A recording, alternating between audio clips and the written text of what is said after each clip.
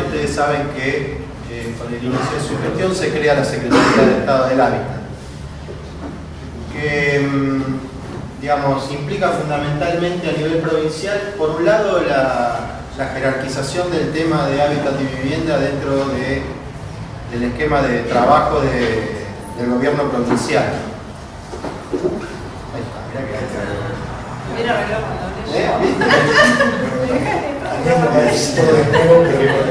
me tengo que quedar acá. Pero más allá, cambia azules también, ¿no? Después nos promoverán. Pero más allá de la cuestión específica de la jerarquización del aspecto de hábitat y vivienda, fundamentalmente implica cambiar de concepto de vivienda por hábitat, que es un cambio tal vez mucho más profundo y más importante en términos del paradigma, digamos, tradicional que se venía trabajando en materia de generación de soluciones habitacionales. Pero no hace falta repetirlo, pero para graficar la diferencia es entre hablar de barrio o de ciudad y hablar de vivienda. O sea, una cosa es avanzar en la solución del problema del hábitat, de la llegada de las calles, de la llegada de los servicios, de la llegada del agua, de la luz, de la llegada de todo aquello que se necesita para poder vivir en comunidad, incluso los aspectos de orden social que hay por detrás de eso. Bueno. Y otra cosa es hablar de conceptos de solución de vivienda llave en mano para determinado sector poblacional que carece de esa situación resuelta. Eso cambia fundamentalmente el eje y nos permite también pensar en otro tipo de soluciones y alternativas y posibilidades que están más adaptadas a la realidad que vemos, la demanda o la necesidad. Lo otro que les quería comentar antes de hablar de la ley de suelo es que la Secretaría de Hábitat desde esa instancia hasta fecha tiene lo que llamamos una caja de herramientas, un conjunto de herramientas que se aplican en forma flexible en función de la realidad particular de cada localidad de la provincia, porque la realidad del problema habitacional es diferente en las distintas localidades. O sea, no es lo mismo hablar de Rosario que hablar de Reconquista, no es lo mismo hablar de Roldán que hablar de Las Toscas. Son totalmente diferentes las situaciones, más allá de que en toda la variante o la principal situación, digamos, es que la gente no accede a suelo, o no accede a vivienda, o no accede a la posibilidad de conformarse en una comunidad, en un barrio, etc., porque hay algún problema, digamos. Pero la posibilidad de llegar con soluciones es distinta en cada localidad porque cambian los aspectos culturales, cambian los aspectos sociales, cambian las realidades de la infraestructura, etc. Por lo tanto, a lo largo de estos meses hemos ido diseñando la caja de herramientas, que son herramientas que abarcan desde la capacitación en formulaciones de planes urbanos o de planes estratégicos, hasta la asistencia financiera o la asistencia técnica en la construcción de viviendas, la asistencia financiera y técnica en la urbanización, o la propia urbanización por parte de la Secretaría y la Dirección Provincial de Vivienda, la articulación con otros gabinetes como son el Gabinete Social y el Gabinete de Infraestructuras en la realización de obras específicas y concretas, la regularización dominial en aquellos casos en los cuales se hace necesario resolver, por ejemplo, la integración del asentamiento irregular y posteriormente la asignación de los documentos que acreditan no solo la tenencia, sino la posibilidad de disponer del dominio, etc. Entonces, en función de la realidad particular que nosotros vemos en cada localidad de la provincia, lo que hacemos es tratar de encontrar la aplicación de cada una de las herramientas que se necesitan y vamos dando alguna cuestión más flexible. Hoy nosotros en Hábitat tenemos algunos programas, se los comento en términos generales y algunos números para que ustedes vean de lo que estamos trabajando y después ya pasamos a la ley de suelo en particular. Los programas que hay hoy en Hábitat, fundamentalmente, uno ya lo debe haber escuchado, Mi Tierra, Mi Casa. Es un programa de urbanizaciones que, como el gobernador dice, tal vez el problema más serio no es la falta de vivienda, sino la falta de suelo con infraestructura disponible para que una persona pueda radicarse, para que pueda tener un acceso genuino, con capacidad de devolver, lógicamente, el valor del suelo, pero siempre con la posibilidad de tener los servicios básicos para poder desarrollarse ahí a futuro. Mi Tierra, Mi Casa apunta a eso, a captar suelo, a urbanizarlo y a disponerlo a aquellos sectores que no tienen resuelto el problema del acceso a la tierra ni tampoco a la vivienda, lógicamente. Estamos trabajando en un programa de esfuerzo compartido para mejoramiento barrial, que es el programa que Raúl mostraba del tema de los FONAVIS. Nosotros vemos que a lo largo de los años, por distintas razones, se ha ido perdiendo la posibilidad de convivir en los Fonavis, ¿sí? Y que como hay problemas de convivencia, lógicamente hay problemas de infraestructura, lógicamente hay problemas de saneamiento, lógicamente hay montones de debilidades que tienen que ver, por un lado, con la falta de inversiones del Estado, pero por otro lado, con la falta de sentido de pertenencia de los propios habitantes de los Fonavis. En los Fonavis se mezclan montones de situaciones de irregularidad muy complejas de administrar y de gestionar en forma conjunta. Hay situaciones de ocupación informal, hay situaciones de tenencia precaria, hay situaciones de gente que ha escriturado, distintos tipos de situaciones que hacen casi muy difícil la poder... Usurpación, sí. Bueno, distintas variantes que hacen muy compleja la intervención ahí. Bien, el programa este apunta fundamentalmente a llevar adelante mejoras barriales en esos Fonavis en conjunto con los municipios, que sean como un gancho, se lo digo claramente, un gancho ¿para qué? Para poder armar los consorcios y para partir de los consorcios poder avanzar con los títulos y para partir de los consorcios y los títulos y la mejora en las pautas de convivencia lograr que todo ese grupo de personas que viven se pueda empezar a hacer cargo de su barrio con sentido de pertenencia. Nosotros sí claramente nos ayudamos con financiamiento de obras de infraestructura, la pintura que ustedes veían en los Fonavis, mejora de escaleras, la municipalidad interviene mejorando el espacio público, mejoran el arbolado, bueno, distintos tipos de intervenciones que actúan como ingreso conjunto de municipalidad y provincia, pero con la firme intención de lograr convivencia y sentido de pertenencia. Ese es el objetivo del programa. Digamos, programa de esfuerzo compartido para el mejoramiento barrial. Es nuevito. No termine, vamos a avanzar. Bueno, pero lo ideal es que no termine. Cuando termine, bueno. Después estamos también con un programa de integración económico, social, urbana de asentamientos irregulares. Es parte de lo que Raúl y Marinés comentaban en un inicio. Es el mismo concepto del Rosario Hábitat, lógicamente que lo estamos trasladando a nivel provincial y con la implicancia que tiene para Rosario Ciudad, la cantidad de personas que tienen que hay viviendo en asentamientos irregulares, esta posibilidad de avanzar de un modo más fuerte en la colocación de recursos que nos permitan llevar adelante urbanización, principalmente en el lugar, lógicamente con las relocalizaciones que se necesiten para poder avanzar con la apertura de calle, mejorar las condiciones de urbanidad de todos los entornos y con la firme convicción también de la necesidad de llevar adelante el proceso de escrituración, de titularización efectivo de todas esas familias para que eso se resuelva. El problema es de una dimensión enorme, pero están las herramientas creadas y estamos invirtiendo los recursos para que gradualmente eso se vaya acomodando, lógicamente siempre en conjunto con los municipios. Tenemos lógicamente los programas tradicionales de construcción de viviendas, eso forma parte de la estructura formal de la Dirección de Vivienda, que ahora forma parte de la Secretaría del Hábitat y que sigue a través de financiamiento o a través de la propia construcción de vivienda llevando adelante distintos tipos de planes. Y después hay un programa también de asistencia, como les decía recién, a capacitación en materia de formulaciones de planes urbanos, que apunta fundamentalmente a municipios, a comunas más pequeños que no tienen técnicos formados o que no tienen capacitación en el tema, a trabajar las temáticas de planificación para que puedan llevar adelante los desarrollos de sus propias ciudades. Hoy, en grandes números, más allá de lo que les comentó Raúl, la Secretaría y la Dirección de Vivienda en la provincia tienen aproximadamente unas 5.500 viviendas en ejecución. Hay 12.000 lotes en el marco del programa Mi Tierra, Mi Casa, algunos en mayor instancia de avance que otros.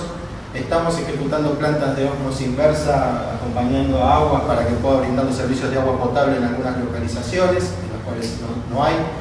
Hay mucha inversión también en conjunto con la EPE para trabajar el tema de nexos eléctricos y mejorar los servicios de calidad eléctrica para poder habilitar nuevo suelo. Y sin duda que estamos invirtiendo muchos recursos también en materia de urbanizaciones, o sea, habilitación de nuevo suelo con infraestructura de servicios básicos para poder avanzar en el acceso al suelo por parte de la población. A diferencia de lo que planteaba un poco Raúl hoy, nuestra realidad a nivel provincia es de ausencia total y absoluta del Estado Nacional en materia de aporte de recursos. Esto es un dato de la realidad, nosotros lo tomamos y lo asumimos y avanzamos igual, más allá de que seguimos reclamando los recursos que nos corresponden. Entendemos tal vez la regla del juego y no por eso dejamos de avanzar. El plan de 1.400 viviendas de Rosario, que es conocido con el nombre de Zona Cero, es un plan de orden nacional en el cual solo llegó el anticipo para 3 polígonos y después el resto de la obra la terminó financiando la provincia con recursos propios. Y esa misma realidad ocurre en distintas situaciones en todo el territorio, en los cuales se ha terminado con recursos provinciales más de 3.500 viviendas y se están ejecutando otras 3.000 aproximadamente, que eran compromisos de los viejos planes federales que no consiguieron la posibilidad de financiamiento real y efectivo de parte de la nación. En cualquier caso, la valoración es que nuestro compromiso es con los ciudadanos, con los vecinos. Hoy tenemos representación territorial con obras de vivienda en más de 220 localidades, entre municipios y comunas en todo el territorio provincial, y la participación, les puedo asegurar, digamos, por fuerza política es extremadamente equitativa. El 48% Frente para la Victoria, el 48% Frente Progresista y el porcentaje restante de intendencias o comunas que tienen que ver con comunales o representaciones diferentes. Pero digamos, esa situación no ocurre en Santa Fe, por eso decimos que Santa Fe claramente no discrimina la asignación de recursos que tienen que ver con vivienda, con ningún tipo, pero con vivienda en particular. Hecho este resumen, muy resumen, no voy a hablarles de números más que en esto. Sí me parecía, como me pidieron, que pudiera hablarles de la ley de suelo, porque es un tema que está hoy en discusión. En realidad la ley de suelo es una ley que hoy está en la legislatura, en la Cámara de Senadores, esperando ser tratada. La verdad es que es un momento bastante particular para que se le pueda dar tratamiento, fundamentalmente por el tema de las elecciones. Nuestra valoración es que durante estos meses tenemos que ir avanzando en algunos consensos particulares con distintos senadores para que posteriormente podamos luego sí dar una mayor exposición y un mayor tratamiento al tema, y que son muy válidos estos ámbitos de debate porque nos permiten formar masa crítica en relación al tema. Y un montón de personas que después van a saber del tema van a poder discutirlo, promoverlo, defenderlo en distintas instancias, mesa de café, donde fuera, que es lo que nosotros necesitamos después para poder promoverlo. Creo que antes de hablar de esto ustedes tienen que posicionarse en el lugar que estamos también, porque van a decir, bueno, pero esto la verdad que acá en Rosario, esa es la realidad. La ley de suelo es una ley provincial y lo que fundamentalmente busca es ser un nivelador normativo para que no nos pase como nos está pasando, por ejemplo, en el área metropolitana de Gran Rosario, en lo cual Rosario tiene un esquema normativo particular, determinado, específico, muchos años de trabajo y experiencia en un tema como el planeamiento, la urbanización, las regulaciones, bueno, distintas cuestiones que tienen que ver con el avance en materia de normativas regulatorias del suelo, y la periferia, por ser municipios más chiquitos, por ser municipios que a lo mejor no han tenido la experiencia o simplemente porque vieron una oportunidad de resolver determinadas cuestiones, tienen una cuestión más permisiva o tienen una cuestión de regulación diferente. Entonces tenemos estos procesos de crecimiento desequilibrado. Tenemos a toda la gente que no encuentra al lote dentro de la ciudad de Rosario mudándose a 25 kilómetros de la periferia, al lote que no tiene nueva infraestructura, bueno, y una serie de desequilibrios que no son deseables. ¿Por qué le digo esto? Porque ustedes muchas de las cosas que van a encontrar acá van a decir, bueno, en Rosario esto ya se aplica. Y sí, en Rosario muchas de estas cosas se aplican y en realidad los conceptos que la ley tiene han sido sacados mucho de la experiencia de la ciudad de Rosario. Pero son para llevarle a realidades que puedan ser la de Reconquista, la de Florencia, que es el límite exacto, digamos, con otras provincias, bueno, y así, en lugares en los cuales estas cosas no existen. ¿Qué es la ley de suelo? Bueno, fundamentalmente es un conjunto de herramientas jurídicas y fiscales que apuntan a tener un marco normativo común a nivel de toda la provincia y entre todos los municipios y ciudades y comunas que adhieran. Dejo en suspenso lo de adhieran y después si quieren lo volvemos a charlar.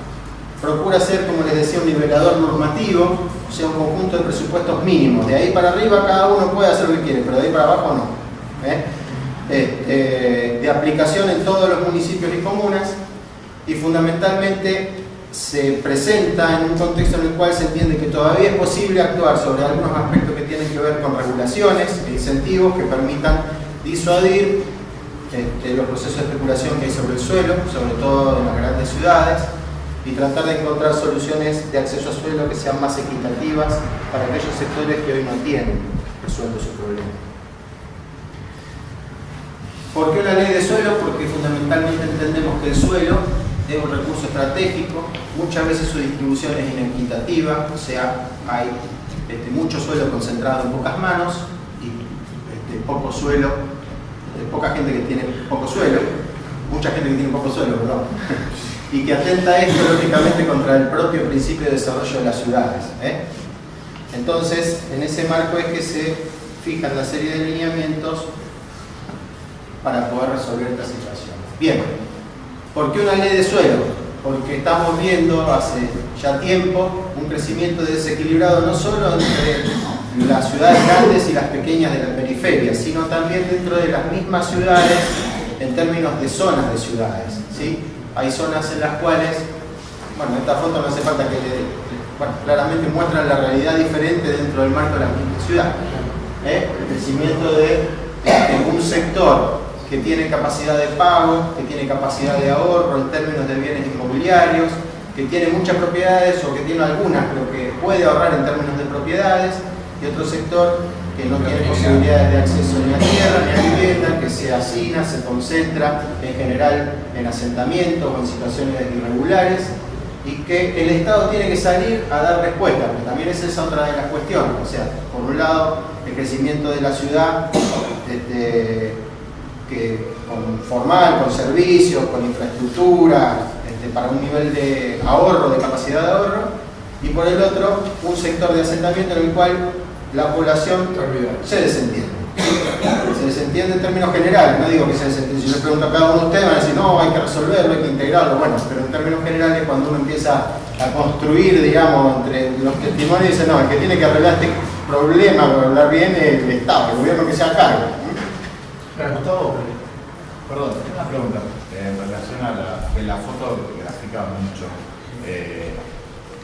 En relación a ese crecimiento urbano desequilibrado de la compañía relacional de alta gama, puntualmente con la ciudad de Rosario, si también para la elaboración de la ley o de los fundamentos desconozco, pero ¿hay algún trabajo, no sé si empírico o algunos datos que dieran cuál es la situación de la ciudad en relación a ese desequilibrio? No hay un trabajo empírico. Los datos que tenemos son los datos que manejamos todos en términos de ciudad también, o sea, el número de cantidad de gente que está anotada por demanda habitacional, que siempre también es mentiroso. Entonces yo digo, ¿quién quiere una casa acá? No. Levanto la mano, ¿quién quiere una casa? Bueno, ahí está. Que anotan todo. Aún cuando tengan. Entonces a veces los datos son medio mentirosos, pero hay una realidad concreta que es visible, que es un sector de asentamiento importante, podemos discutir los números malos, y después tenemos también un número importante que tampoco está muy claro cuánto es, pero digamos hay un número importante que se estima de viviendas ociosas. Entonces, cuando vos empezás a decir, bueno, déficit habitacional, ¿qué es? El déficit por definición es la falta. Ahora, ¿de qué sectores tenés que empezar a hablar? Porque hay sectores que tienen déficit habitacional efectivamente y hay sectores que tienen exceso de capacidad en términos de bienes inmobiliarios. Entonces, cuando vos neteás, no hay déficit habitacional a lo mejor. Pero cuando vos separás por sectores, hay una sobreoferta de una cosa y un exceso de demanda de otra. Esa situación está en términos de grandes números, si quisieras, con algunos más menos, pero y está para la provincia, lo tenemos visualizado en la provincia. Eso sale también. No tenemos datos finitos si me preguntás cuál es la cantidad exacta de personas. Pasa en todos lados, pero pasa en todos lados, por eso digo, es un problema que no es de Rosario, no es de Rosario, es de todas las ciudades que se van desarrollando y que en este proceso bueno, se van generando estos desequilibrios. También es cierto, digamos, de esta cuestión de hipocresía de todo el mundo, de decir, bueno, que de los pobres se haga cargo del Estado, que nosotros total vendemos departamentos para los que lo pueden comprar. Y esa situación, sí, claramente son pero está bien, digamos, que así sea. El tema es que podemos entender que seguramente o que parte de la solución de una cosa está en la otra. Ese es el desafío. O sea, no significa que nadie ceda, digamos. O sea, es lógico que un privado quiera desarrollar su negocio y que le quiera que le vaya bien. Todo el mundo le parece que es así, es bueno que así sea. Ahora, al mismo tiempo, es deseable que en el marco de un proceso de desarrollo de determinados sectores puedan contribuir a financiar a aquellos que menos tienen. Por eso decimos que la ley en realidad es como un gran proyecto de ley que tiene mucho de solidaridad por detrás. Digamos. O sea, efectivamente es así. Genera instrumentos que de aplicación efectiva, o sea, si pudiéramos efectivamente completarlo, aplicarlo por parte de los municipios, de las comunas, de la propia provincia, nos permitirían ir generando algunas herramientas urbanísticas y algunas cuestiones de recursos que nos van a permitir compensar algunos desequilibrios. Sin matar a nadie, sin matar al negocio privado, sin romper ecuaciones económicas, sin generar desempleo, sin generar explosiones de precios, qué sé yo, como por ahí es lo que surge en la discusión común. Sí, muchas veces, bueno, cuando votan esos emprendimientos, para tener mayor rentabilidad no hacen la infraestructura necesaria. Y después lo reclaman al Estado. Ese es un problema también de regulación del Estado. El gobierno se tiene que poner las pilas muchas veces porque a veces el gobierno es lento también en eso. Entonces, deja pasar. Lo cual no significa que esté bien. Hay que encontrar los mecanismos de resolver ese tema. Bien.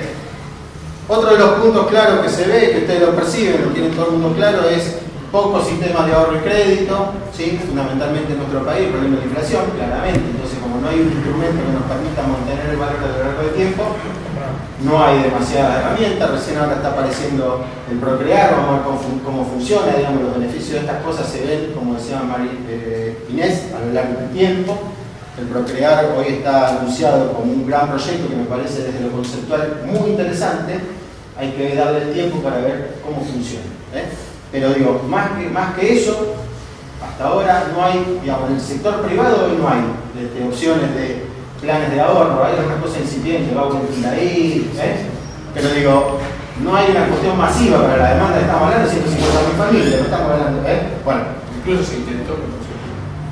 Hay sectores con capacidad de pago sin acceso a vivienda, sin acceso a su lote, ¿sí? O sea, todos los días yo me reúno con gente que trabaja en Sancor, en en el otro, todos tienen un nivel de ingreso, entre los dos ganamos 10.000 pesos, entre los dos ganamos 15.000 pesos, no tengo forma de acceder a la vivienda, tal cual, porque hay una disociación enorme entre el valor de la vivienda construida y el nivel de los salarios. Y si eso fuera poco, digamos, no hay manera en la cual uno pueda ir ahorrando para poder capitalizarse para generar la vivienda. O sea, hoy va todo a comprarte el plasma, comprarte el auto, comprate cualquier cosa. En la vivienda, como está tan lejos, se hace difícil de pensar en ahorro en esos planes. Hay estudios, digamos, confiables, porque se han escuchado varios, digamos, en comparación con las cantidades de sueldos promedio que vos necesitabas para una vivienda. Sí. Todos los que he visto dicen que hoy en día, comparando con la década del 90, se necesitan más cantidad de sueldos promedio. Sí, no tengo idea de que haya información realmente confiable, digamos. Lo que sí se ve es que hay un descalce cada vez más grande entre el valor de la vivienda y el ingreso. O sea, es probable que ahora sí, porque no sé cuántas veces, cuántos años y cuántos. Bien, ¿a qué apunta la ley? A disuadir, no sé, pero a tratar de limitar la tenencia especulativa de suelo urbano.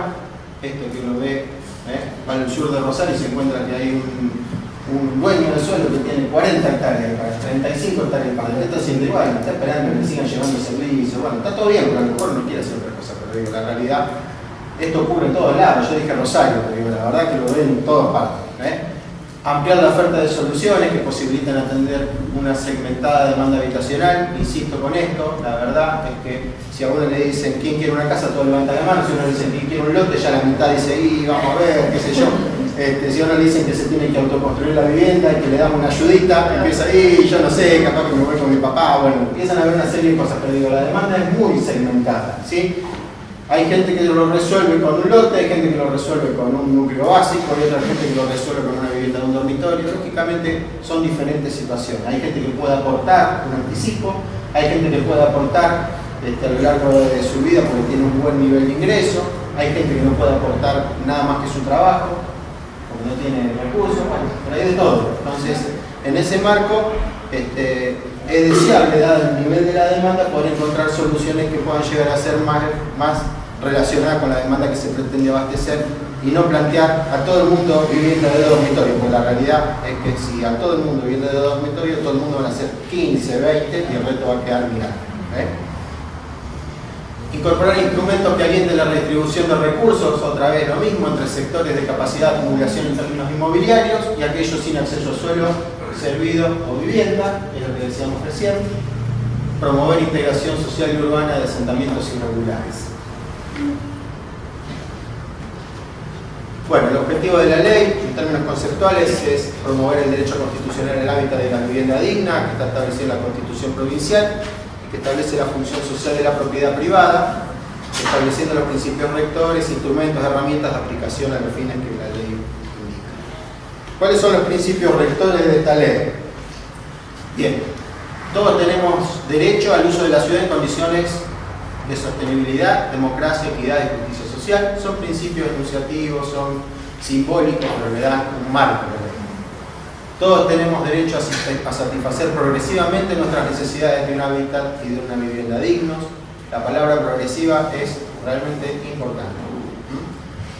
Todos tenemos derecho al uso equitativo y ambientalmente equilibrado del suelo urbano.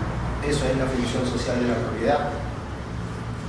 Todos debemos participar en la gestión de la ciudad, democrática, lógicamente. Y entre todos debemos garantizar la democratización en el acceso al suelo, facilitando el acceso de los sectores que menos posibilidades tienen de acceso a infraestructura, a servicios, a espacios públicos, a vivienda. Y lógicamente que eso tiene que ser en forma planificada, ordenada y sustentable. Acá se dicen muchísimas cosas, pero si no ponemos a debatir el concepto vamos a quedar acá parados. Así que después si quieren lo charlan. Bien, esto es realmente importante. En Rosario, creo yo, después de tantos años de trabajo, hoy todavía cuesta que lo digo, la realidad es que por lo menos se debate sobre este tema. El derecho de la propiedad del suelo no incluye el derecho a edificar. Yo les puedo asegurar que ustedes van a otras ciudades, en la propia ciudad de Santa Fe, es por decir esto, yo lo dije hace un mes atrás, casi me sacan el cobazo. Bueno, ¿qué significa esto? Bueno, conceptualmente digo, a ver, los municipios y las comunas a través de su norma urbanística particulares fijan la posibilidad de hacer en determinado suelo. Entonces yo soy dueño de un lote, pero si en ese lote se puede hacer un parque, tiene determinada posibilidad de hacer. Y si es en ese lote es zona inundable, tiene otra posibilidad de hacer. Y si ese lote se puede hacer una torre como la que está ahí, tiene otra posibilidad de hacer. ¿Y quién fija la posibilidad de hacer? Bueno, el municipio, la comuna, el estado local. Entonces, el derecho de propiedad existe como derecho, está perfecto, el derecho del suelo, pero no incluye el derecho a edificar. ¿Y por qué decimos esto? Porque de la diferencia en los derechos a edificar que el propio Estado genera, tiene que poder participar como parte. ¿Sí? Y sería el solidario y lógico que cuando yo genero la posibilidad de levantar semejante torre, una parte de esa torre, si tiene una finalidad social, puedo utilizarla para compensar el desequilibrio de crecimiento que tengo en los asentamientos irregulares. Es una cuestión conceptual que es difícil de implementar, claro. Bueno, pero hay que trabajar en su implementación. Yo les digo, después cuando uno lo agarra y lo genera, cuando llegamos al final vamos a encontrarnos con los planteos de los distintos sectores en relación al tema. Meto un bocadillo.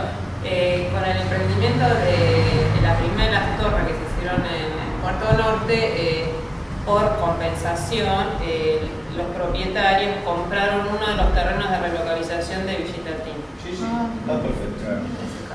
El esquema, insisto, voy a irlo para atrás, lo digo otra vez porque la situación de Rosario es muy particular. Durante muchos años se han ido aplicando normativas de este tipo. Gran parte de la gente que estuvo en planeamiento Rosario, en distintas áreas de Rosario, se formó en estos conceptos durante muchos años y lo ha ido implementando, ¿sí? O sea, los desarrollos, digamos, de nuevas urbanizaciones, los desarrollos de nuevas complejos habitacionales de alta gama, etcétera, han ido conteniendo este tipo de principios.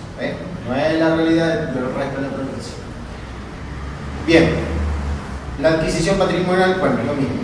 La adquisición patrimonial de la edificabilidad la generan las normas que llevan adelante los gobiernos locales y sus beneficios tienen que ser compartidos en términos conceptuales.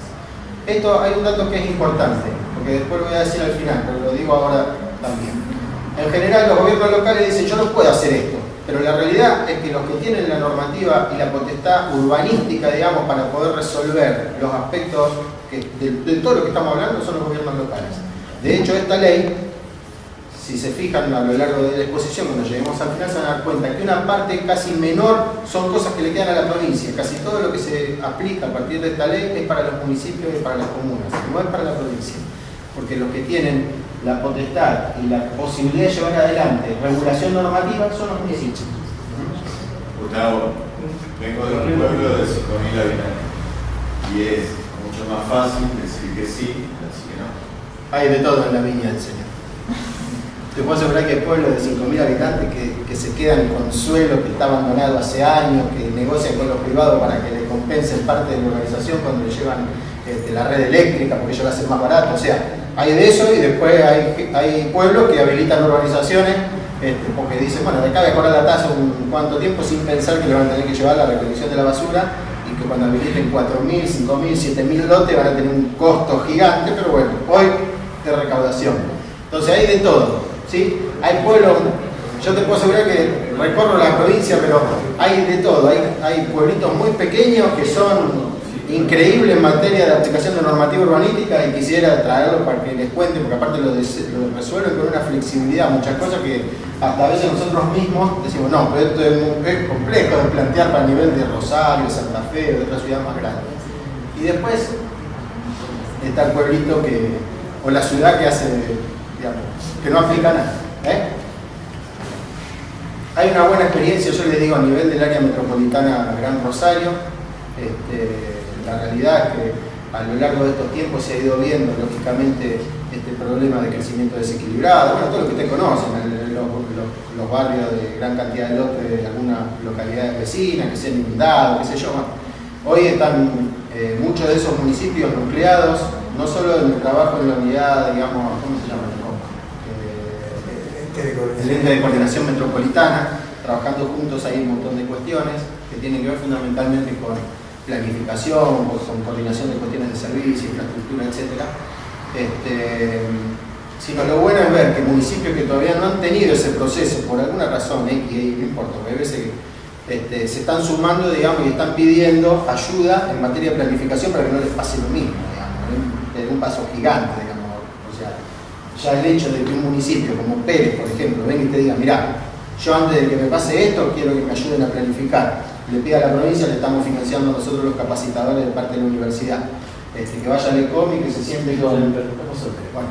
que vaya al ECOM y se siente con los otros municipios y vea cómo eso no le ocurre, digamos, un avance grandioso. Ojalá llegáramos todos lados a hacer lo mismo. Porque claramente de la experiencia de todos se ve. Bien. Esto también está muy explícito en la ley de suelo. Los propietarios de suelo urbano tienen deberes. Dedicarlo a usos compatibles con el ordenamiento urbano, claramente. Mantenerlo cercado, cuidado, en buen estado de uso, conservación, preservarlo de la degradación y de la ocupación irregular. Yo digo, usted, encima que tengo un lote y me lo ocupa, me tengo que hacer cargo yo. Esto es común, ¿sí? Que el Estado me saque al que me ocupa, que resuelva el problema del asentamiento y que evite que me ocupen el terreno. ¿Por qué voy a tener que hacerme yo cargo de custodiar mi lote que está vendido? Eso no es reciente, esa ley no es reciente. ¿Cómo reciente? A ver, porque... Salió una ley ahora hace poco. Claro, porque me acuerdo que siempre se decía históricamente que el que te usurpa nunca lo van a sacar. Y después, no hace mucho, me dijeron que apareció una ley o que se firmó un decreto que decía que si vos vas con el boleto de compraventa con la escritura, tenés el derecho y tenés la posibilidad de sacar si sos el propietario. No sabes. Pero no, porque yo no sé por lo que uno va hablando, ¿viste? Sí, no sé bien a lo que te referís de esta ley. Acá fundamentalmente lo que estamos planteando es que, digo, uno tiene suelo y está correcto y deseable que así sea y es propietario, pero como propietario tiene obligaciones de hacer. Y estas son las obligaciones de hacer. Lo que no puede uno es decir, yo abandono el suelo, dentro de 2 años lo voy a ver, esto ocupado y le reclamo al Estado que me indemnice, que me lo saque, que me ayude, qué sé yo. No, bueno, ahí lo tenés, el suelo es tuyo, no lo cuidás, lo dejaste en tuyo. Bien, urbanizar o edificar con base en normas y plazos previstos por las normas urbanísticas vigentes. y este es un tema que es importante, los suelos degradados en condiciones de abandono son un costo o son concebidos para la ley como un costo social y ambiental para la comunidad y determinan en el propietario o en su poseedor, si lo hubiera el propietario fundamentalmente, obligaciones de remediación. Yo no puedo tener un terreno baldío, lleno de basura, abandonado, sin cerco, etc., porque es un costo para todo el mundo. Entonces, vos como dueño del terreno estás obligado a remediar. La integración de asentamientos irregulares es un capítulo especial dentro de la ley. Está planteado como que todo lo que implica integración urbana y social de los asentamientos se considera como un bien de alto valor social, que los gobiernos van a promover el esfuerzo compartido como concepto de toda la comunidad en su abordaje y en su solución. Esto es lo que yo les decía al inicio, no un problema del Estado solo, municipal, provincial, que se haga cargo de resolver el asentamiento, un problema de toda la sociedad.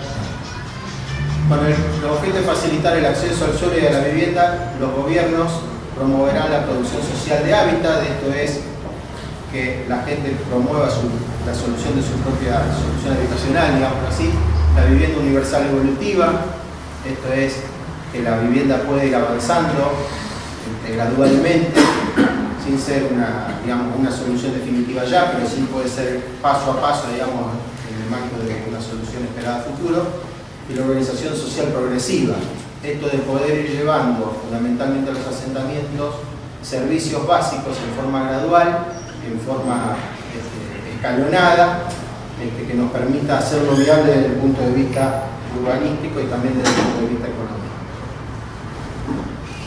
La ley avanza en algunas definiciones de instrumentos, definiciones de código urbano, de plan director, de plan estratégico, son todas definiciones que todos más o menos manejan, conocen, son definiciones básicas, y parte de la definición de algunos instrumentos urbanísticos.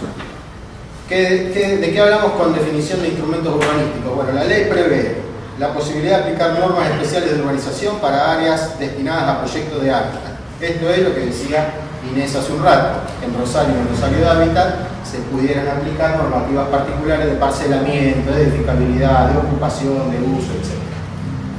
Derecho de preferencia. El derecho de preferencia es la posibilidad que pueda tener el Estado, el gobierno municipal o provincial de adquirir en forma prioritaria determinado inmueble que vaya a ser transado entre particulares, ¿sí? Siempre y cuando sea de interés urbanístico o de interés social, O sea, hay un terreno que, una fracción de terreno, puede ser terreno, puede no serlo, digamos, pero hay una fracción de terreno en determinada zona que está declarada, digamos, como de preferencia para el gobierno. Cuando se va a hacer una transacción entre particulares respecto de ese lote, el derecho de preferencia obliga a la parte que vende a hacerle la oferta al Estado, o sea, decirle al gobierno, ¿usted le interesa para comprarlo? Si el gobierno le dice que no, sigue la transacción entre particulares. Si el gobierno le dice que sí, tiene que comprar el gobierno, ¿sí? Siempre tiene que ofrecer antes al gobierno. Lógicamente, insisto, esto aplica a zonas predefinidas. No, una oferta, digamos, no es la expropiación. La expropiación es el valor para el gobierno siempre lo fija, digamos, en general su catastro, ¿sí? El valor del impuesto que paga. No, porque el impuesto está muy descalzado respecto a los valores del mercado en términos de los inmuebles. Pero sí, cuando nosotros hacemos compras de expropiaciones, digamos, de inmuebles, hay que someterlo a una junta que fija un valor. Ahí no me cae, va un procedimiento. El derecho de preferencia actúa igual, la única diferencia que cambia es que el privado le tiene que ofrecer al Estado la posibilidad de compra. Si el Estado decide comprarlo, acordarán la posibilidad de precio en función de los valores que resultan de las tasaciones, y si no, directamente operar la tasación. Perdón, ¿qué pasa cuando un privado ofrece más que el Estado? Pide más que el Estado, más de lo que el Estado quiere pagar. Bueno, se llega a acuerdo. Se deja. Digamos, algo que sea de interés y que el Estado esté dispuesto a pagar, digamos, el valor. En general, esto forma parte de negociación pura, Sí, el Estado tiene una cota, digamos, el Estado tiene la cota de los valores que le fijan las condiciones, los procedimientos que implica la tasación. Hoy pasa lo mismo, digamos, si yo quisiera hacer una expropiación desde el gobierno, agarro un lote que me interese determinado, lo declaro de utilidad pública, lo hago tasar por una comisión específica de acuerdo a una norma que establece la propia ley, y ese es el valor que el Estado está con posibilidades de pagar. ¿Sí? Aplica el valor, lo llama al beneficiario, le dice, mire, este es el valor que yo le puedo pagar, ¿le interesa? No, no me interesa. Bueno, lo consigna judicialmente, se hace del lote y el hombre queda reclamando. Es así, así funciona hoy la expropiación. Esto, en el derecho de preferencia, digamos, lo que hay es una oferta, digamos, previa a lo viejo. Claro, hay una posibilidad de acuerdo. Sobre el área que está declarada de interés urbano, el Estado previamente dice, en esta zona de la ciudad, marca, aplico derecho de preferencia. O sea que todo lo que se trance entre privados y que sea de interés para el Estado, hay que hacer una oferta de interés. Se hace para apertura de calle también. Se usa para apertura de calles, se usa para organizaciones nuevas, así. O sea, esta ley habría que hacer un relevamiento para declarar interés urbanístico y social Determinada área. O sea, es un rastrillaje de toda la provincia. En general lo resuelven los municipios, insisto. ¿No? En los municipios lo tienen resuelto eso, ya saben dónde va la ciudad, el código urbano de las ciudades dicen para dónde se proyecta, saben cuáles son las áreas nuevas de expansión. ¿Tiene algún antecedente de la provincia? En Buenos Aires se está aplicando ahora a partir de la ley nueva, lo que está contenido a nivel nacional, no sé si alguna comunidad. ¿No hay Bien. caso de que lo tenga que aplicar en provincia, en un municipio? Sí. Digamos, está esa instancia también de... Muchas veces en los municipios, más que nada los municipios más chicos, la cuestión se completiza más con el tema de hacer todo conocido y esa cuestión. Eso es un montón de entender. Muchas veces el intendente te va a preferir decir, che, hacelo vos, esto. A la provincia le va a decir, yo lo Sí. necesito, pero... Es tal cual, sí, hay de todo. O sea, que- Es lo mismo que le decía al señor que estaba allá. Hay municipios que me dicen, transferime a mí las cuotas del FONAVI, que yo lo veo todos los días y le cobra todo. Y hay otros que me dicen, no me transfiera las cuotas del FONAVI, porque yo lo veo todo el día en el café y cuando le quiero cobrar también me van a pagar. Bueno, por eso te digo, hay de todo. Bien, compensación urbanística. También se aplica en la ciudad de Rosario, en otras ciudades por incipientes, sesión obligatoria de suelo o valor equivalente para urbanizaciones de interés social del 10% de la superficie urbanizada a parcelas mayores a 10.000 metros cuadrados. Esto es, hay una parcela grande, se urbaniza, se le saca la parte de calle, se le saca la obligación de espacio público y el 10% de esa superficie urbanizada se le tienen que dar al gobierno para que lo aplique o en valor o en lotes o en lo que fuera o infraestructura a urbanizaciones de interés social que pueden ser en la misma localización o pueden ser en otra localización. Otra cuestión de la... O sea que ya el espacio público reglamentario no. Sí, también. Esto es arriba. Es confiscatorio, dirían todos. Bueno, esto va arriba. Es el 10% de la superficie remanente, de la resultante urbanizada. ¿Está? No puede ser otro terreno. No puede ser otro terreno, puede ser obra de infraestructura, puede ser valor, puede ser lo que quieran. Pero del el equivalente. Digo, voy a agarrar una manzana, le salen 30 lotes urbanizados. ¿Cuánto salen de una manzana? ¿30? 20. 30 lotes. O sea, yo tengo una manzana, 10.000 metros cuadrados, la urbanizo, me salen 30 lotes. ¿Sí? Le dejo ya la parte de calle, de espacio público, todo lo que fuera. De los 30 lotes que me quedo yo, el 10% o el valor equivalente del 10% se lo tengo que dar al gobierno municipal. Digamos, el privado no quiere dar esa parte de ese lote. ¿Se fija en valor? Puede agarrar y tirarlo en el otro lado y Sí, hacer una compensación. Ya está aplicado mucho. Sí, y hoy la ley prevé en general la donación de espacio público y la donación de la apertura de calle y algo más, ¿no? para equipamiento comunitario. Ahora, perdón, ¿esto es bajo condiciones normales de uso, o sea, con el reglamento como está, o si generas plusvalías? No. Bajo condiciones de uso normal. Utilización obligatoria de suelo vacante, que sea declarado de utilidad urbanística o social. Esto es, Si hay un lote baldío, vacante, que sea de interés urbanístico por parte del municipio, se puede fijar una ordenanza de urbanización obligatoria. Sí, o puede ser también Adueñas conocido. ¿Cómo andás? ¿Todo bien? En Santa Fe se lo aplicó la municipalidad a unos lotes vacantes que tenían un área de desarrollo, que los dueños estaban especulando con el aumento del valor del suelo, porque el Estado mismo le estaba haciendo alguna obra de infraestructura en toda la cercanía, porque estaban demandando a los vecinos linderos. Entonces les planteó, digamos, una obligación de urbanización en un plazo de 2 años. Si no urbanizan, le tienen que dar el 10% del suelo en un plazo de tiempo, el 15% en un plazo de tiempo mayor, el 20% en un plazo de tiempo mayor, y así sucesivamente le aumentan las penalidades como base, si no urbanizan. Se aplica, está aplicándose en la ciudad de Santa Fe. Bien, la ley también regula nuevas formas asociativas entre el sector público y el sector privado. Digo, esto está puesto como un título, pero la realidad es que nosotros vemos que hay muchos tenedores de suelo privado que no tienen inmovilizado porque la obligación de urbanización es muchas veces muy onerosa, implica inversión en infraestructura alta, implica unos costos importantes y muchas veces el dueño del suelo no los tiene, o no los quiere hacer, o no está dispuesto, qué sé yo. Nosotros en general lo que promovemos con esto son esquemas asociativos en el cual el privado aporta el suelo, el Estado sabe hacer la infraestructura, con lo cual aporta la infraestructura.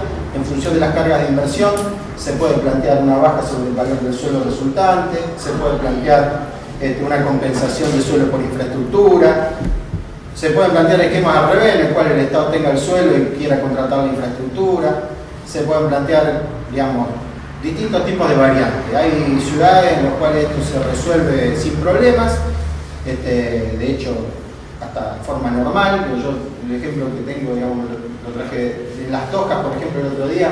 El intendente viene y nos dice: miren, nosotros queremos que ustedes nos financien la infraestructura, acordamos con un dueño de suelo privado que con la obra de agua y con la obra de eléctrica nos deja la mitad del suelo para poder disponerlo para caso social. Y bueno, te da el balance, digamos, cuánto es la infraestructura, cuánto es el valor del suelo, se hace la compensación y se resuelve. En Villa Gobernador Galvez estamos trabajando una opción parecida en la cual el dueño del suelo privado lo aporta un banco de tierras con finalidad social, el Estado financia la obra de infraestructura, se ejecuta el loteo, se vende el loteo, las primeras cuotas le pagan el suelo al privado, las segundas cuotas le pagan la infraestructura al Estado y el Estado con eso devuelve, el municipal con eso devuelve el financiamiento a la provincia. Bien, digo, ¿cómo? ¿Cómo arregla el No hay que arreglar nada. En esto hay que tratar de no se arregla nada. Digo, en general las formas asociativas, digamos, a la medida que estén reguladas, que sean transparentes en su procedimiento, es lo mejor que nos puede pasar. Porque la verdad es que imagínense el esquema normal. ¿Cuál es? Al Estado le interesa el lote, va a lo propio, pone la plata. ¡Pum! Después, atrás de eso, tiene que llevar el ganador de infraestructura, tiene que poner el doble plata. Después tiene que comercializarlo el lote y toda esta historia. O sea, la inversión se multiplica por 2, por 3. Entonces, digo, los esquemas asociativos, si están bien regulados, regulados significa son transparentes los procedimientos, está escrito cómo se hacen las tasaciones, cómo se hacen los valores de la inversión, etcétera. Digamos, es deseable para todos, bajamos la carga de inversión, todos aportan en función de las posibilidades, del esfuerzo común y resolvemos el problema más rápido. Esa es la idea. Registro Provincial de Asentamientos Irregulares. Fundamentalmente lo que decíamos hoy más temprano, los asentamientos irregulares. A ver, yo se lo preguntaba a Inés, porque tenía duda de decirlo, ya bien que entraba esto. Hoy los asentamientos irregulares son una gran mancha negra en el catastro. Una gran catastro, dice, el catastro, una mancha negra así, dice, acá no hay nada. No, hay un asentamiento irregular. Digo, eso que decía Raúl, la gente no sabe cuál es la calle, cuál es el número, no, olvídense. No hay manera que sepan cuál es la calle ni cuál es el número si son una mancha para el catastro. Bien, nosotros tenemos que pensar en lo que hace el Rosario Ávila, abrir las calles, llevar los servicios, encontrar la manera de resolver lógicamente el problema más serio, que es la tenencia del suelo, pues están teniéndolo, pero lógicamente están asentados sobre terrenos privados, sobre terrenos del Estado, ferrocarril, etc. Y esa situación no se termina nunca resolviendo. Digo, si alguien se piensa que nosotros vamos a poder sacar, qué sé yo, un asentamiento simbólico de la ciudad. Relocalizarlo y tirarlo a la periferia, la verdad, estamos totalmente errados, no va a ser así. Entonces, hay que reconocer el problema y encontrar medidas para irlo resolviendo. Las medidas para resolverlo son similares a las que aplica Rosario hace años en su Rosario Hábitat, digamos, y es deseable que esto se aplique en distintas instancias de la provincia. Por eso, no solo se plantea un capítulo de asentamiento como una cuestión de registro, de relevamiento, sino como ámbito para coordinación de política, ver de qué modo logramos que el catastro los identifique, ver de qué modo le llevamos los servicios básicos, ver de qué modo le abrimos las calles, le llevamos la luz, el agua, le damos la escritura en la medida de las posibilidades, porque eso lógicamente los integra socialmente, nos integra todo urbanamente. Y por otro lado, porque digo, la verdad es que el desarrollo de la ciudad es impensado si nosotros no avanzamos en la resolución de ese problema, porque vamos a seguir generando opciones de crecimiento, de densidad y qué sé yo, a las cuales si en la periferia se sigue creciendo instancias de asentamiento, se siguen consolidando este tipo de problemas, va a haber que acceder no sé, al helicóptero. Entonces, digo, la realidad es que hay que encontrar una mecánica que nos permita resolver la integración de todo eso. La ley prevé también la posibilidad de hacer lo que decía Inés, que es integrar a partir de normas particulares especiales a los asentamientos. Y bueno, y de ahí terminamos con los instrumentos urbanísticos. Instrumentos fiscales. Esto es lo que los entretiene a todos y les llama la atención y los hace desviar el eje de la discusión, y a nosotros nos viene bárbaro, porque si a nosotros nos aprueban todo lo que yo acabo de decir, tenemos un avance espectacular. Y en la medida que se pongan a discutir sobre esto, que es marginal, y así se lo digo, es marginal, la verdad que va a ser bárbaro. El proyecto prevé algunos instrumentos tributarios que desde lo conceptual son deseables porque ¿qué hacen? Graban a aquellos que tienen acumulación o mayor valor inmobiliario para trasladarle a los que menos tienen. Eso de lo conceptual está correcto, los instrumentos que se explicitan son correctos, ¿sí? Se plantea una mayor carga tributaria a mayor acumulación de valores inmobiliarios. O sea, sobre los inmuebles destinados a vivienda, uso comercial de más de 300 metros cuadrados, 200 metros si son PH de edificio, ¿sí? De antigüedad anterior a 1980 y de calidad de construcción de 1 a 5, dentro de las categorías que prevé el catastro, se les aplica un 50% de incremento en el impuesto inmobiliario. Bien, sobre inmuebles cuyos titulares posean más de 5 inmuebles, 5 más, se le aplica un 50% de incremento de impuesto inmobiliario. Sobre los baldíos de más de 3.000 metros cuadrados, 100% de incremento de impuesto inmobiliario, y de 5.000 metros cuadrados, 200%. Y el último de los tributarios fuertes es la mayor carga tributaria a la compra-venta de inmuebles de mayor valor transaccional. O sea, cuando se hace una transacción por valores superiores al millón de pesos, ¿sí? Se le incrementa el impuesto a los sellos en un 50%. Todos estos valores van a parar, digamos, a financiar los objetivos de la ley. Ahora yo quiero decirles que la estimación aproximada, digamos, de lo que implica la diferencial tributaria por estos conceptos está en el orden de los 200 millones de pesos. Hoy la Secretaría de Hábitat como presupuesto tiene 600 millones de pesos, es decir, 30% más. Pero que solo le aplica al 2,5% del total de cuentas contributivas de la provincia. ¿Sí? O sea, que se direcciona a un grupo poblacional muy específico que claramente cumple con estas condiciones, pero que no son muchos, ¿sí? Con lo cual, digo, el fin es, desde un punto de vista conceptual, poder contribuir de aquellos que tienen un poco más a financiar política habitacional, no destruye ninguna ecuación económica, no destruye el empleo, no destruye la producción, no destruye las torres, los edificios. Nadie va a dejar de venir a invertir en una torre en Rosario porque tenga que pagar 50% más de impuesto inmobiliario a futuro el que lo compra, ni siquiera el que lo construye. Y tampoco va a pasar que porque el valor del inmueble sea de 1 millón de pesos, digamos, tenga que pagar el 50% más impuesto a los sellos, va a evitar una decisión de inversión, y las inversiones se van a ir a corto, van a entrar arriba. No existe, digamos, no existe. Ese es digamos, en realidad es el fundamento que se tiene en general sobre los argumentos en contra de la ley de suelo. Pero digo, concretamente... ¿El valor de 1 millón de pesos es actualizable o...? Sí, lo estima, no sé, en función de la... Hay un cálculo que hace la gente del catastro de la provincia. ¿Sí? Bien, esto sí es importante, porque conceptualmente es importante y porque si, cuando uno revisa la normativa vigente en distintas ciudades de otros países, cuando encuentra la posibilidad de financiar obras a través de este esquema, digamos, claramente hay una diferencia entre las infraestructuras del servicio, entre las infraestructuras de esas ciudades, el que lo tiene y el que no lo tiene, y es la contribución de valorización. Yo, para que no haya dudas, se los leo textual. Cuando se produce un incremento en los precios de la tierra, que no se derivan del esfuerzo, del trabajo, de la inversión del propietario, sino que es de acciones externas, tales como decisiones de ordenamiento territorial o inversiones públicas, hay plusvalor inmobiliario. Y ese plusvalor inmobiliario está alcanzado por una contribución de valorización. Digo, es clarito el tema. Es clarito. Los empresarios me decían, no, pero ¿cómo el Estado se quiere hacer cargo encima del valor que se genera por las inversiones que el Estado hace? ¿Cómo no va a ser así? Digo, por lo menos de una parte. No digo, nadie se quiere quedar con todo, pero digo, esta diferencia de valor propia del Estado, digamos, es lógico que el Estado la pueda redistribuir. Bien, nosotros en los municipios vemos habitualmente la contribución de mejoras, pero la contribución de mejoras es otro concepto, es fundamentalmente, por una cuestión de aplicación, la reposición de un porcentaje del costo de la obra entre los vecinos, en general, frentistas, linderos, cercanos. Se aplica a determinadas obras, se aplica por un valor determinado de la obra, no por la totalidad, se repaga en el tiempo, se aplica con un universo determinado de vecinos, en general los frentistas, y por lo general explica muy poco de los presupuestos municipales. La contribución de valorización tiene otra modalidad, ¿sí?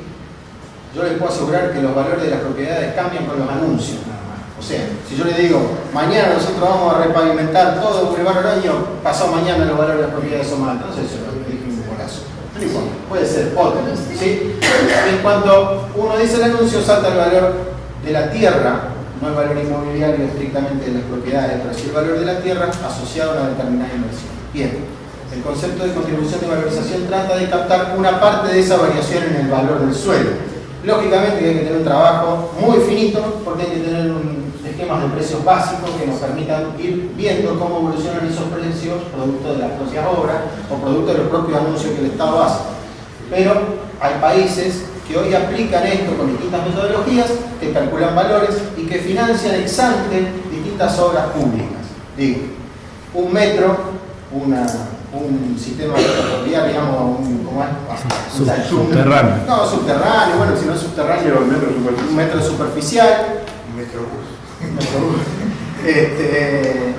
Hay distintas experiencias, digamos, financiamiento de obras públicas con contribución de valorización.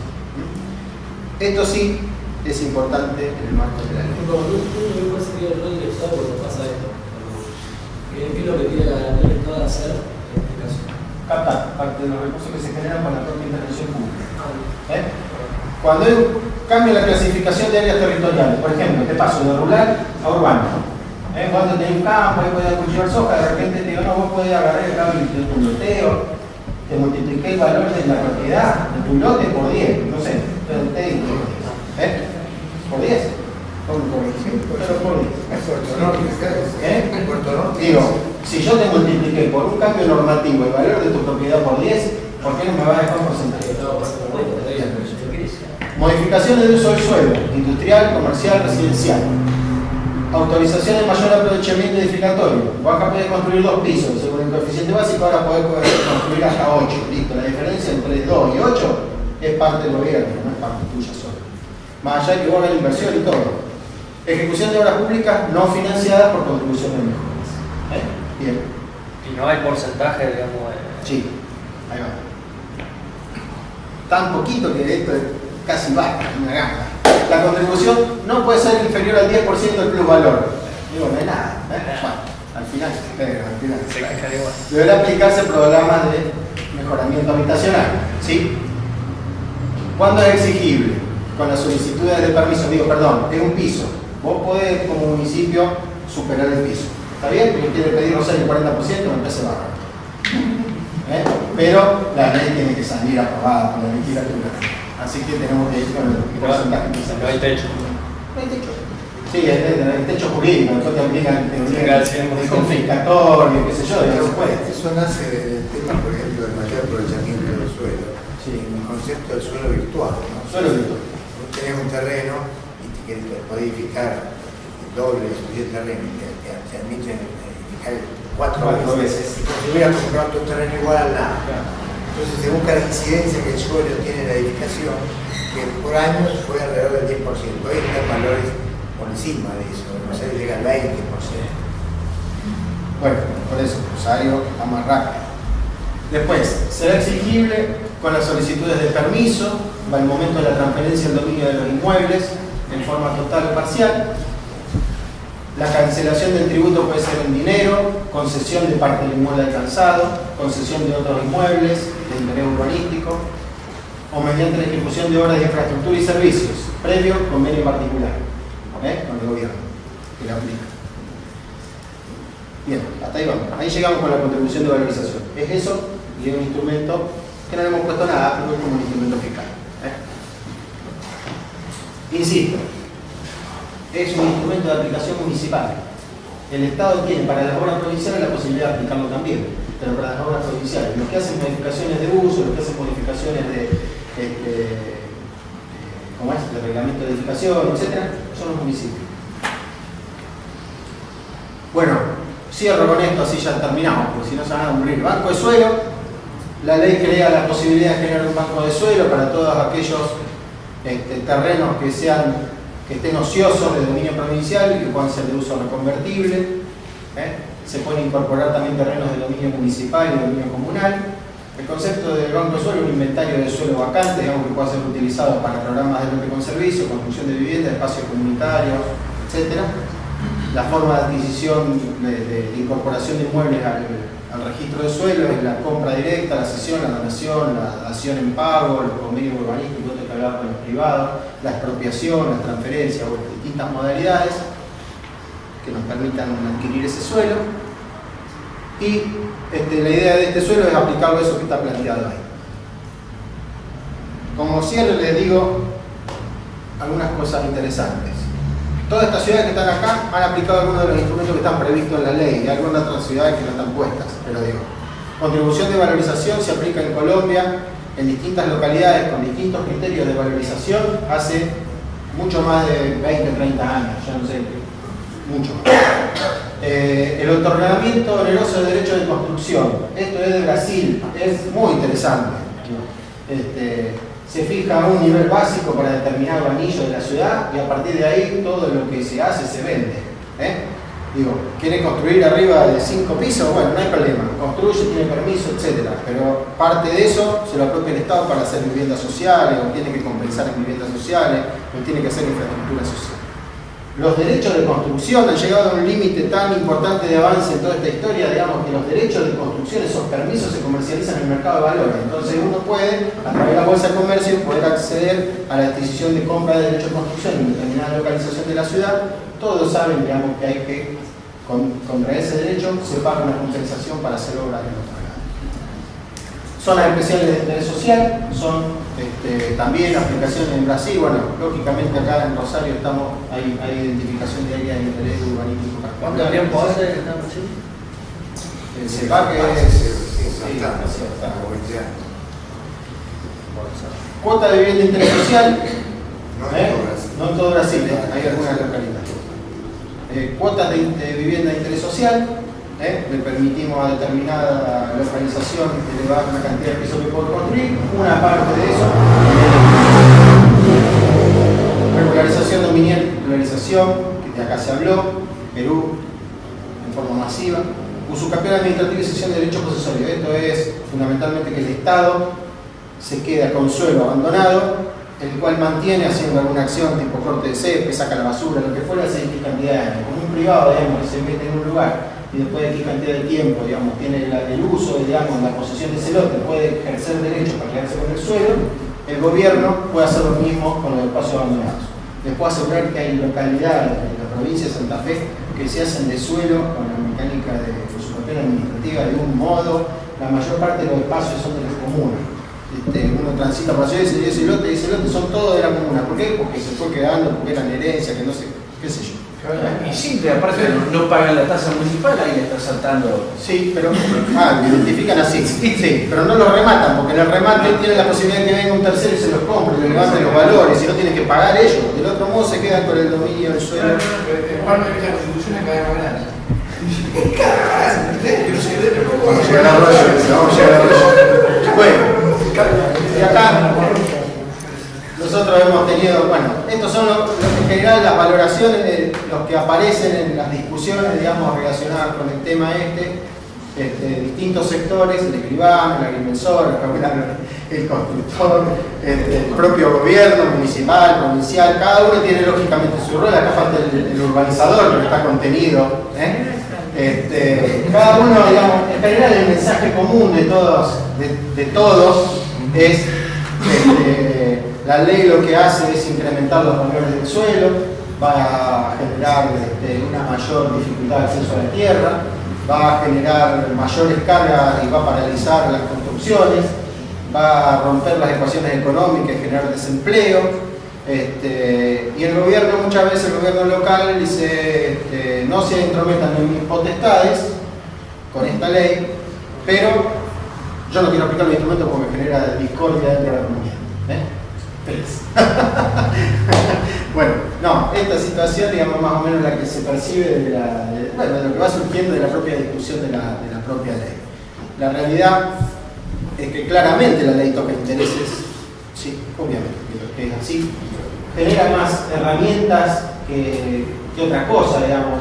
La carga tributaria de la ley es realmente baja para lo que se pudo haber generado. También es cierto que si uno genera una ley que tiene una carga tributaria enorme, entonces todo empieza con lo que dicen, esta es la reforma tributaria encubierta, qué sé yo, cosa que no es así, digamos, pero cuando todo el mundo realmente valore cuánto es el impacto, el plata, probablemente digan, no era para tanto, pero sí nos interesa, digamos, concretamente, poder obtener los instrumentos. E insisto, también vuelvo a repetir esto, Rosario mucho de esto lo tiene avanzado, puede tener diferencias en algunas cuestiones, criterios particulares, pero lo concreto es que es una ley para la provincia, para establecer un marco normativo común, para que no se nos desequilibren las ciudades entre sí y para que podamos, digamos, tener un conjunto de herramientas que son, insisto, de aplicación municipal más fuertemente y que le van a dar a todos la posibilidad de avanzar en mucho. Yo, con la contribución de valorización, los CEPAX y estas herramientas que hoy uno ve en algunas ciudades de Brasil, claramente las ve en foto, no hace falta ni mucho más, las ve en foto y se da cuenta que hay diferencias marcadas en términos de obras de infraestructura. O sea, hay ciudades que están financiando obras de infraestructura que otras no las pueden ni pensar porque su presupuesto no les da, porque no tienen capacidad de endeudamiento, porque no les autorizan el endeudamiento, y nosotros con el esquema de contribución de valorización lo van resolviendo. Y la contribución de valorización, cuando uno escucha a los colombianos, dicen, ¿cómo surgió la contribución de valorización? Es una situación de ahogo del gobierno central. El gobierno central nos afició, no nos mandaba plata, no teníamos manera de resolver las obras, saltamos la contribución de valorización y avanzamos en el progreso de la ciudad. Es bastante parecido. Bueno, por más el tema de las localidades que vos decías que en el principio la adhesión voluntaria. Miren, acá hay un tema. Dos palabras. No, dos palabras de lo que me dijo él, que de verdad me quedó bollando. La adhesión a esta ley, la realidad es que cuando se creó todos tenemos dudas acerca de la competencia de los municipios, fundamentalmente tiene que ver con el urbanismo. ¿Sí? La realización de sus planes urbanos, tal vez sea la competencia originaria más importante que los municipios tienen. Entonces, bajar una ley que les condiciona algunas cuestiones urbanísticas implica sí un chisporroteo en términos de competencias. Hay distintos, como todos los casos, los abogados, y la mitad de los abogados nos dice hay que bajar línea, en Buenos Aires se bajó línea, la adhesión es obligatoria, punto final. Y hay otros que dicen la adhesión tiene que ser voluntaria. Nosotros en la ley llamamos adherir, pero lo estamos reviendo. ¿Pero qué? Lo estamos viendo, porque la realidad es que lo que se nos plantea cuando empezamos a dar la discusión es, bueno, pero si Roldán quiere ser un paraíso urbanístico, por ejemplo, yo dije pobre Roldán, pero sí, yo digo Roldán, pero si Roldán quiere ser un paraíso urbanístico, entonces le baja todos los requisitos para que se vayan todos para allá, y bueno, entonces empezamos otra vez con la descompensación, que es lo que la ley propiamente quiere evitar. que no quiere irse para arriba. Bueno, una sola aclaración, Gustavo. En la venta de derechos urbanísticos en los espacios, como está planteado acá, no se está vendiendo lo que yo digo. más allá de o sea, el techo de la venta de derechos urbanísticos es planeamiento urbano. Claro, no le venden a todos los y acá puedo hacer un edificio de 40 personas. O sea, el techo es planeamiento urbano. Sí. Hay un plan. Yo no lo dije tampoco, pero la base de todo esto es que haya un plan urbano en todas las ciudades. Dentro de los elementos principales que decía la ley, directrices o tal vez decía definiciones, hablaba código urbano, plan urbano. Se les plantea a todas las municipalidades que tienen que tener, y es obligatorio, porque si no cada uno podría andar acomodando las cosas para su